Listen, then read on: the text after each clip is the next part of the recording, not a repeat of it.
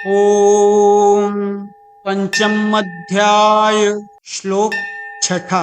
संन्यासस्तु महाबाहो दुःखम् आप्तुं योगतः योगयुक्तो मुनिर्ब्रह्मा न चिरेणाधिगच्छति। परंतु हे महाबाहो, कर्मयोग के बिना संन्यास सिद्ध होना कठिन है। मननशील कर्मयोगी शीघ्र ही ब्रह्म को प्राप्त हो जाता है। सांख्य योग की सफलता के लिए कर्म योग का साधन करना आवश्यक है, क्योंकि उसके बिना सांख्य योग की सिद्धि कठिनता से होती है। परंतु कर्म योग की सिद्धि के लिए सांख्य योग का साधन करने की आवश्यकता ही नहीं है।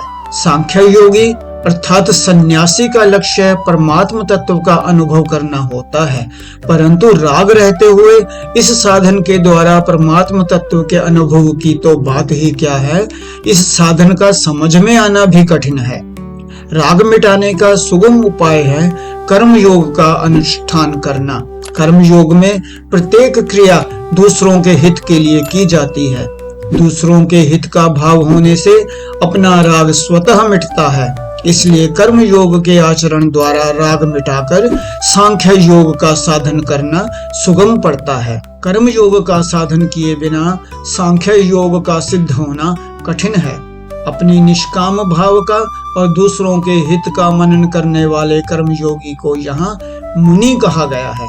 कर्मयोगी छोटी या बड़ी प्रत्येक क्रिया को करते समय यह देखता रहता है कि मेरा भाव निष्काम है या सकाम। सकाम भाव आते ही वह उसे मिटा देता है, क्योंकि सकाम भाव आते ही वह क्रिया अपनी और अपने लिए हो जाती है।